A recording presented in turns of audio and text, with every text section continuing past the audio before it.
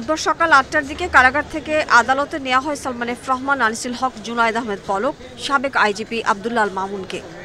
এদিন প্রথমবার ঢাকার আদালতে তোলা হয় সাবেক বিচারপতি শামসুদ্দিন চৌধুরী মানিককে। রাজধানীর বাড্ডা থানার আলাদা ৩ মামলায় আনিসুল হক ও জুনায়েদ আহমেদ পলক, সাবেক আইজিপি আব্দুল্লাহ আল মামুনকে একই থানার আরও ২ মামলায় এবং সালমান এফ রহমানকে বাড্ডা ও খিলগাঁওয়ের ৩ হত্যা মামলায় গ্রেপ্তার দেখানোর আবেদন করা হয়। এছাড়া বিচারপতি শামসুদ্দিন চৌধুরী মানিককে বাড্ডার ৪টি, আদাবর ও লালবাগ থানার ২টি মামলায় গ্রেপ্তার দেখানোর আবেদন পড়ে। শুনানি শেষে আবেদন মঞ্জুর করেন ঢাকার মেট্রোপলিটন ম্যাজিস্ট্রেট মোহাম্মদ জাকি আল ফারাবির আদালত। পুলিশের পক্ষ থেকে নতুন করে রিমান্ডের আবেদন না করায় তাদের আবার পাঠানো হয় কারাগারে।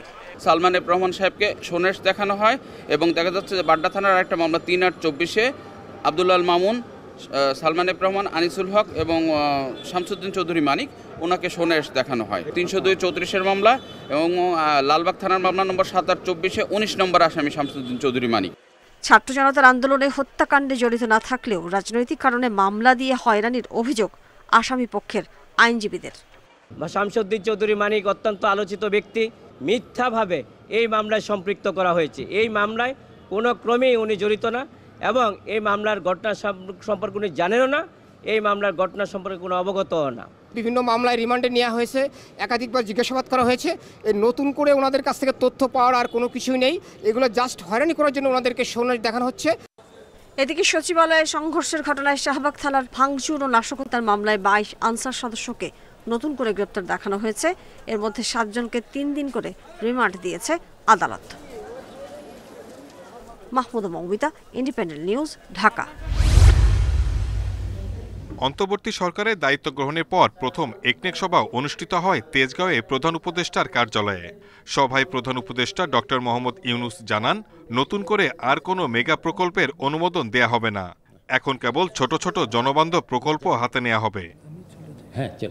পরে এনইসি সম্মেলন কক্ষে একনেক সভা শেষে সংবাদ সম্মেলনে আসেন পরিকল্পনা উপদেষ্টা ওয়াহিদুদ্দিন মাহমুদ। উপদেষ্টা বলেন, পরিকল্পনা কমিশনের হিমাগারে বৈদেশিক সাহায্যপুষ্ট অনেক প্রকল্প পড়ে আছে, এই ধরনের প্রকল্পগুলো দ্রুত ছাড় করে দেয়া হবে। বৈদেশিক সাহায্যপুষ্ট প্রকল্পগুলোকে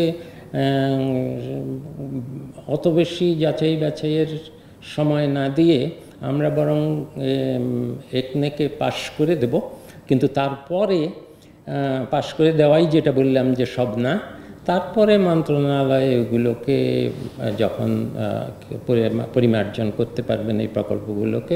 এ সময় নিজেদের গ্যাসের সম্ভাবনা থাকতেও এলএনজি আমদানি ভ্রান্ত নীতি বলে মন্তব্য করেন পরিকল্পনা উপদেষ্টা। জানান, অসংখ্য রাজনৈতিক প্রকল্প নেওয়া হয়েছে, সেসব যাচাই বাছাই করা হবে। কিছু কিছু প্রকল্প একদম খুব সহজেই বোঝা যায় যেগুলো রাজনৈতিক উদ্দেশ্য প্রণোদিত এবং এগুলো দিয়ে খুব বেশি এই প্রকল্প থেকে খুব বেশি লাভ পাওয়া যাবে না। এগুলো আমাদের পরিকল্পনা কমিশনের কর্মকর্তারা অলরেডি বাছাই করে বাদ দিয়ে ফেলেছেন। একনেক সভায় বাখরাবাদ, মেঘনাঘাট, হরিপুর গ্যাস সঞ্চালন পাইপলাইন নির্মাণ প্রকল্পে ৭০ কোটির বেশি টাকা ব্যয় বাড়ানো হয়। এ সময় ১,২২২ কোটি ১৪ লাখ টাকা ব্যয়ে মোট ৪টি প্রকল্পের অনুমোদন দেয়া হয়। এত নতুন নতুন। Shahid Ahmed, independent news, Dhaka. Dhaka city কর্পোরেশনের অন্যতম বড় প্রকল্প যাত্রাবাড়ি গুলিস্তান ফ্লাইওভার নির্মাণ, পরে যেটির নামকরণ করা হয় মেয়র হানিফ ফ্লাইওভার। এটি নির্মাণ ও পরিচালনায় ব্যাপক দুর্নীতির দালিলিক প্রমাণ মিলেছে ইন্ডিপেন্ডেন্ট টেলিভিশনের অনুসন্ধানে। প্রকল্প নির্মাণের দরপত্রে সিঙ্গাপুর, মালয়েশিয়া, দুবাইয়ের 3টি খ্যাতনামা কোম্পানি অংশ নিলেও যোগ্য বিবেচিত হয় বাংলাদেশ দুবাইয়ের যৌথ বিনিয়োগকারী প্রতিষ্ঠান বেলহাসা অ্যাকম অ্যান্ড অ্যাসোসিয়েট লিমিটেড, যেখানে লিড পার্টনার হিসেবে বেলহাসার নাম উল্লেখ আছে। এই যৌথ বিনিয়োগের প্রতিষ্ঠানে বেলহাসার শেয়ার 60% আর অ্যাকম ইঞ্জিনিয়ারিং লিমিটেডের শেয়ার 40%। আবার অ্যাকম ইঞ্জিনিয়ারিংয়ে ওবায়দুল করিমের 50% শেয়ারের পাশাপাশি 10% তার বন্ধু রবিউল হোসেনের এবং 40% মুজিবুল হকের ছিল। সিটি কর্পোরেশন 2005 সালে ফ্লাইওভার নির্মাণের কার্যাদেশ দেওয়ার সময় শর্ত ছিল যে লিড পার্টনার বেলহাসার শেয়ার কোনোভাবেই পরিবর্তন করা যাবে না এবং তারা নির্মাণ কাজ শেষ করার 5 বছরের আগে কোনোভাবেই শেয়ার ছেড়ে চলে যেতে পারবেন না। অভিযোগ আছে, ফ্লাইওভারের কার্যাদেশ পাওয়ার পর রাজনৈতিক পট পরিবর্তনের সুযোগ নিয়ে ওরিয়ন, বেলহাসা সহ অন্য শেয়ার হোল্ডারদের একে একে তাড়াতে থাকে রাজনৈতিক প্রভাব খাটিয়ে। প্রথমে হামলা মামলা দিয়ে বড় শেয়ার হোল্ডার মুজিবুল হককে দেশত্যাগে বাধ্য করা হয়। অবৈধভাবে বোর্ড মিটিং দেখিয়ে ওবায়দুল করিম তার ছেলে সালমান ও জামাই মেহেদী হাসানের নামে কোম্পানির সব শেয়ার হস্তান্তর করা হয়। একইভাবে দুবাইয়ের প্রতিষ্ঠান বেলহাসার শেয়ারও জালিয়াতি করে হাতিয়ে নেওয়া হয় ওবায়দুল করিম ও তার পরিবারের সদস্যদের নামে। এমনকি যৌথ বিনিয়োগকারী কোম্পানির নাম পাল্টে নতুন নাম দেয়া হয় ওরিয়ন ইনফ্রাস্ট্রাকচার লিমিটেড, যা সিটি কর্পোরেশনের সঙ্গে সম্পাদিত চুক্তির সুস্পষ্ট লঙ্ঘন বলে দলিলপত্র ঘেঁটে জানা গেছে। অনুসন্ধানে দেখা যায় শেয়ার জালিয়াতিতে জাল সই ও প্রতারণার অভিযোগে ওবায়দুল করিমের বিরুদ্ধে আদালতে মামলাও করে বেলহাসা। এ ব্যাপারে বেলহাসার সাথে ইমেইলে যোগাযোগ করা হলে জালিয়াতির মাধ্যমে তাদের শেয়ার সরিয়ে নেওয়ার বিষয়টি স্বীকার করে দুবাইয়ের প্রতিষ্ঠানটি। একমের নাম দেওয়া হয় অফ ওরিয়ন গ্রুপ, যেখানে একমের মধ্যে ওরিয়ন গ্রুপ বলতে কোনো শব্দ নাই। বেলহাসার সমস্ত সিগনেচার জাল করেছে, একমের সমস্ত সিগনেচার জাল করেছে। জাল করে ওবায়দুল করিমের ছেলে সালমান করিম, তার মেয়ের জামাই মেহেদী হাসান, তাদেরকে ইনক্লুড করেছে, করে একমটাকে পুরোপুরি নিজের করেছে। বেলহাসার যে শেয়ার হোল্ডিংটা ওইটা ওখানে মাত্র 5% করেছে এবং 95% ওবায়দুল করিম ওরিয়নের সাথে মিলে এটাকে ডাইলিউট করে ফেলেছে। যদি লিড কোম্পানি না থাকে কোনো কোম্পানি বিডের পরে, তাহলে এই কন্ট্রাক্টটাই বাতিল হয়ে যায়। এখানে যে জালিয়াতি হয়েছে, এখানে ক্রিমিনাল অফেন্স হয়েছে, সিভিল অফেন্স হয়েছে। অনুসন্ধানে জানা যায় ফ্লাইওভার নির্মাণ ব্যয় 670 কোটি টাকা ধরা হলেও প্রিফারেন্স শেয়ারের বিপরীতে 5 ব্যাংক থেকে 600 কোটি টাকা সংগ্রহ করেন ওবায়দুল করিম। পরে প্রকল্পের ব্যয় বাড়িয়ে 670 কোটি টাকা থেকে করা হয় 2378 কোটি টাকা। এবারও 2150 কোটি টাকা বন্ড ডিসকাউন্টের মাধ্যমে তোলা হয় অগ্রণী সোনালী জনতা ও রূপালী ব্যাংক থেকে। সরেজমিনে ঘুরে দেখা যায় মেয়র হানিফ ফ্লাইওভারে চলাচলকারী বহু যানবাহন থেকে টোল আদায় করা হলেও রসিদ দেয়া হচ্ছে না। আবার কিছু যানবাহনে দায়সারাভাবে ছাপানো রসিদ দেয়া হলেও টাকা নেয়ার হিসাব থাকছে না কম্পিউটারের সফটওয়্যারে। ফলে চুক্তি অনুযায়ী এই ফ্লাইওভার থেকে আদায়কৃত টোলের 5% সরকারি কোষাগারে জমা দেওয়ার কথা থাকলেও ওই জালিয়াতির কারণে সরকার পাচ্ছে অনেক কম টাকা। এই টোল আদায়ের হিসাবেও আছে ব্যাপক গড়মিল। সড়ক ও জনপথ বিভাগের হিসাব বলছে মেয়র হানিফ ফ্লাইওভারে প্রতি ঘন্টায় বিভিন্ন ধরনের যানবাহন চলে 8,000 থেকে 10,000। সে হিসাবে টোল আদায় হবার কথা বছরে প্রায় 1200 কোটি টাকা।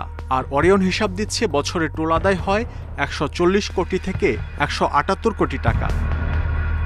এসব অভিযোগের বিষয়ে ওরিয়নের কাছে জানতে চাওয়া হলেও তাদের কোনো বক্তব্য পাওয়া যায়নি। মাহমুদ শরীফ, ইন্ডিপেন্ডেন্ট নিউজ, ঢাকা। ছাত্র জনতার গণ অভ্যুত্থানে বিতর্কিত ভূমিকার পর অনেকটাই ভেঙে পড়ে পুলিশের কার্যক্রম। ধীরে ধীরে পুলিশি কার্যক্রম শুরু হলেও অনেক পুলিশ সদস্য যোগ দেননি কাজে। সরকারের পক্ষ থেকে কাজে ফেরার সময়সীমাও বেঁধে দেওয়া হয়। তবে পুলিশ সদর দপ্তরের হিসেবে গত 1 আগস্ট 2024 থেকে 17 সেপ্টেম্বর পর্যন্ত বাংলাদেশ পুলিশের 187 জন সদস্য কর্মস্থলে অনুপস্থিত। পুলিশ সদর দপ্তরের পরিসংখ্যান বলছে, অনুপস্থিত কর্মকর্তাদের একজন ডিআইজি, অতিরিক্ত ডিআইজি 7 জন, পুলিশ সুপার 2 জন, অতিরিক্ত পুলিশ সুপার 1 জন, সহকারী পুলিশ সুপার 5 জন, পুলিশ পরিদর্শক 5, এসআই ও সার্জেন্ট 14, এএসআই 9, নায়েক 7 এবং কনস্টেবল 136 জন। অনেক সময় বলে এত সংখ্যা খুবই নগণ্য, বাট এরা বিভিন্ন দুষ্কর্মের সাথে জড়িত, এই জন্যই তারা জয়েন করে নেয়। এদের যদি পারেন আপনারাও আমাদের কাছে ধরিয়ে। এছাড়া সরাসরি হত্যায় জড়িতদের শাস্তির আওতায় আনার কথাও জানান স্বরাষ্ট্র উপদেষ্টা। যারা এখনো জয়েন করে নাই তাদের আর জয়েন করতে দেওয়া হবে না এবং তাদের ক্ষেত্রে ডিসিপ্লিনারি অ্যাকশন নেওয়া হবে। তাদের থেকে কোনো ধরনের তাদের মাফ করা হবে না। পুলিশ বাহিনীতে শৃঙ্খলা ফেরাতে কিছু সদস্যকে বদলি ও বাধ্যতামূলক অবসরে পাঠানো হয়েছে। নূরে জান্নাত, ইন্ডিপেন্ডেন্ট নিউজ।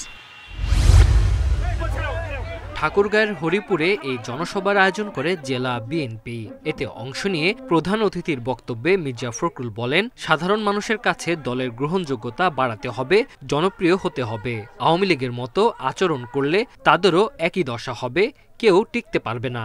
আওয়ামী লীগের মতো শুরু করি তাহলে কি আমরা টিকতে পারবো না?